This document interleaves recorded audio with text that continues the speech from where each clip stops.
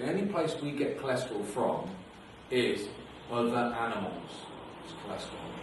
When we take on board milk, when we take on board cheese, when we take on board things like meats and things like that, we're taking other animals as cholesterol, and that doesn't sound very nice. And that's where we get really our main cholesterol from. We actually produce cholesterol. We need it to lubricate our veins, and it lines our veins and protects our arteries and veins, etc.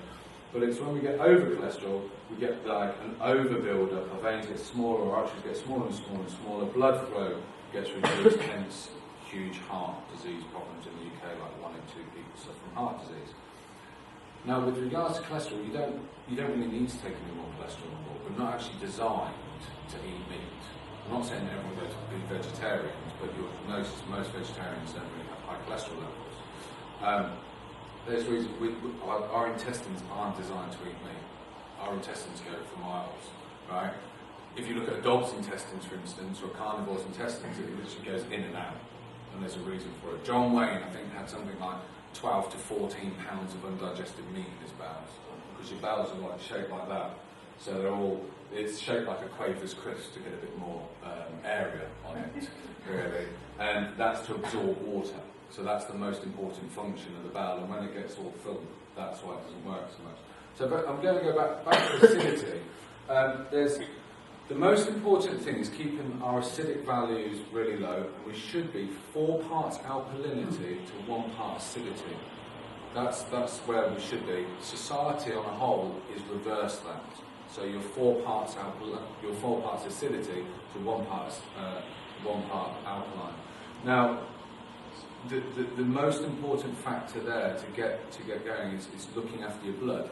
Does anyone know why you get smaller when you get older? No? Is anyone interested? No. You know, you're not going back into the ground where you came from and it's an easier route. It's literally, the reason it is, there's no reason to get smaller. But it's when you're over-acidic, your body, up to the age of about 30, it has natural deposits where it will help you out. After that, we're meant to be here to evolve and learn. So we're meant to learn that we should be protecting ourselves after 30. And the people that we don't get taught this, we don't understand that we need to increase our alkalinity. So what happens is, as you get older, because the blood needs to be at 7.34/6 on your pH levels, it starts leaching calcium from your bones. Hence, when you get like certain hip replacements at an older age, when you get smaller, itchy and bone problems, it's because your body's leaching alkaline from your bones because it needs it to survive. Your body's an amazing thing. Like there's no age to start anything in life. You know, there's no reason, I should say, or at any age not to start something. I was just saying earlier, there was a nun, at the age of 62, feeling really lethargic, started going for a walk, lived in New York, and she started going for a walk, really enjoyed the walk, started to run. Anyway, I'm going to speed the story up. 72, she entered the Ironman competition in Hawaii. Second stage of the Ironman competition at 72, she said the best feeling was passing 30-year-olds on a bike, and then unfortunately she got blown off this bike, smashed, really hurt herself, really badly bruised, didn't compete because it's the swim session, then the bike session, and then she has to run. 72. Never really done any exercise previous to 60, before like 62 or something like that. So there's no reason why we can't start anything at any time. Anyway, long story, I'll make it short. She went back the next year. She got told she couldn't compete because they'd put an age limit on it, because of obviously reducing risk. The guy said, and she said, well, I'll compete anyway. It's an open island, Hawaii. Hawaii's really flat and open. That's why the winds blew her off her bike. She's like, you can imagine this little 72-year-old going for it on a bike. And the second year when she went back and she competed anyway, she came in about 330 something. Right? And I'll give you the actual story about that and where you can find it on the internet. But the fact of the matter is, she was like 72 and beat 1,500 competitors in the Ironman competition. So I mean, there's a lot of other stories about it where universities are taking retired individuals and they've got better body lean muscle mass than people in their 20s by just doing simple exercises. One of the best things that we can do. Do you know the biggest cause of acidity Forget your Coca-Colas and everything else, even though that's huge, and pork is huge, various other factors. It's your emotions. When we get depressed and when we get down, we create acidity, and that's the biggest cause. So don't let people get you down, right? It's not worth it because you'll be damaging yourself. It's already happened, so there's no point in worrying about it. Only worry about how you're going to resolve it. You know, don't worry about it. Just think of a great positive. So you can choose. There's an old saying: you choose to be happy, you can choose to be sad. And there's a reason for that. Is because it will affect you. It will affect your body. There's quite some staggering facts about Norman Cousins. A lot of my research is from America because they implement these wellness programs into American organisations, and they're seeing a 600% return rate, increase in productivity by 40% by taking on nutrition. You know, 2% dehydration leads to 30% concentration loss. So there's quite some staggering facts, nutritional facts. Norman Cousins, as I was going to say, he cured himself from a terrible disease by laughter. He watched over, literally by laughter. He just watched 8 hours a day of some amazing videos that made him really laugh. And Norman Cousins was a senior lecturer at the UCLA University in LA. Quite a big guy in America, quite a clever guy in America. And he cured himself from laughter, just literally by watching some. So there is good things on the other side of the emotion side of things. You can actually make yourself well by being happy, by creating really good emotions. There's another scary thing. In our blood, why we need to keep our bloods as well, not just alkaline, which is really important. Do you know we've got bacteria flying around our blood? You know that? Do you want to see what your blood looks like? And there's a little white blood cell chasing some bacteria in your blood. It's quite interesting. Just to show you that our area, all we are is one big environment. We just have to...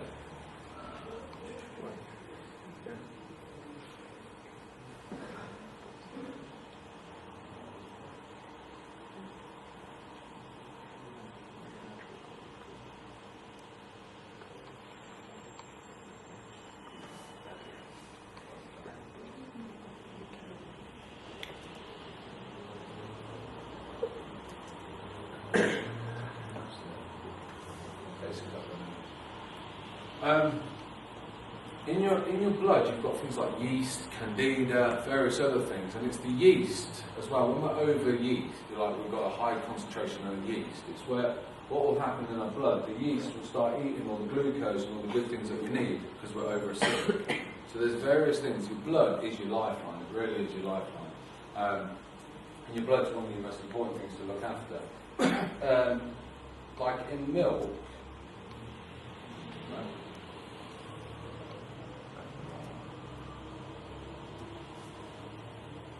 There it is. That's a white blood cell, the big thing. It's a white blood cell. And what the white blood cell's job is to do is, see those little black things there, that bacteria? And it's chasing it. It's quite phenomenal. That's in your blood. Right? Just to show you how serious your blood is. Right? And he does quite a good job, and you're thinking, God, he's got no eyes. He's got no sense of smell, but he knows it's there. He doesn't allow it to get away. And it cleans out your blood, basically. You've got bacteria around your blood. Your blood is actually a yellow liquid. It's your blood cells that make it red.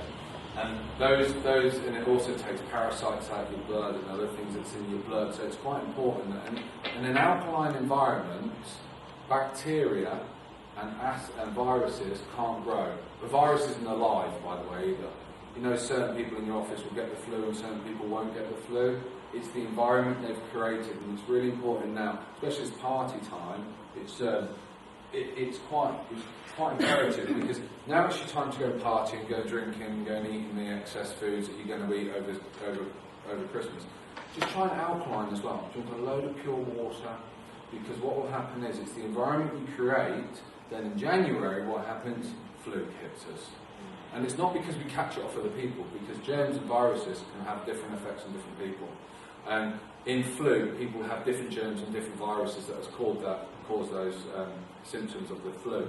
But we can have a different germ or different bacteria. It's about your environment that you've created to yourselves.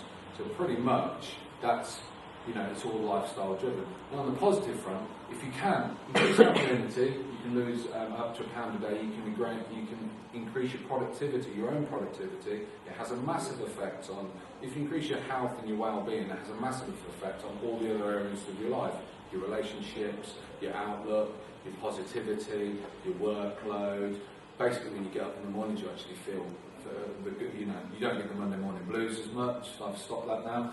No, and just by increasing my alkalinity, I used to be a keen kickboxer and play polo, so I was quite energetic. But I always used to run out of energy. But I changed my program not so long ago, and it's phenomenal the amount of energy you can get. Like white bread contains a quarter of a cup. A sandwich contains a quarter of a cup of sugar. Orange juice contains a quarter of a cup of sugar. So there's various things that we're taking on board, like a Coke, like what that's got the acidic values and the sugar. It's all about sugar. Pasta, quarter of a cup of sugar. So we also were thinking, if you think about what pasta is, they say it's a really good thing. I'm showing some research say it's quite scary because all pasta is was to bulk out food in Italy, and then it's got to be really quick, easy cooking, and that's all pasta is to bulk food out. I know we had an Italian restaurant group. My family's from Italy. My brother was the wine ambassador for Italy. I got out of Steganella, so I've got a good link with Italy. So yeah, there's some reasons why. I'm not saying don't have pasta, but just try and up your things like carrots in the day. I've got almonds, phenomenal thing. And last thing, I know, so we don't hopefully run over that. Your body needs two things: chemical energy and chemical electricity. And the chemical electricity, what I'm on about, everything that we take inside our bodies has an electrical value, and we need it. You know, when we get older, we can't remember things. All it is because the transfer of information. Your memory's still there, but it's the link between your memory and actually getting it out to remember it and actually verbalise it or think about it. And those are like, you've got little neurons and various other things, and they need chemical and electrical charges to keep that message system going. Same with various other parts of your body. And it all works on electrical charges. Where do we get them from? Well, put it this way. A McDonald's has 3 to 5 hertz. Piece of chocolate cake, same. A tumour has 30 megahertz. Your body, your main organs in your body work between 55 and 90 hertz. So you can understand that we're going to need to replace some foods to give us that energy, and constant energy, and that's why we're feeling these laws. Like almonds, they're 60. Cucumber, I eat a cucumber a day. I know it sounds really strange, so just to prove to you as well, let's see that. I've actually had half already. The cucumbers are super high. There's various greens that are super high. The asparagus are super high as well. Those all give you major, and I can give you that research, increasing your hertz will increase your energy phenomenally, right? And if you start taking on more energy foods, like the greens, and unfortunately, yeah, we're getting back to the greens, but yeah, I'm not going to mention Brussels sprouts, sorry, no. Various other greens have a phenomenal effect on you. There are other things that you can take to increase your pH values as well. It's all about your pH, increasing your hertz and reducing that risk. And if you do little changes, you can increase mortality rates. The various facts just by nutrition by 67%. We're actually designed to live to 120. That's by our estimated biological age that we should be. But there's reasons why I spoke about all those facts. I can give you all those. I appreciate your time. Any queries or questions? If you want to know your pH values, come and see me. I have a little pH tester strips, and it's quite shocking.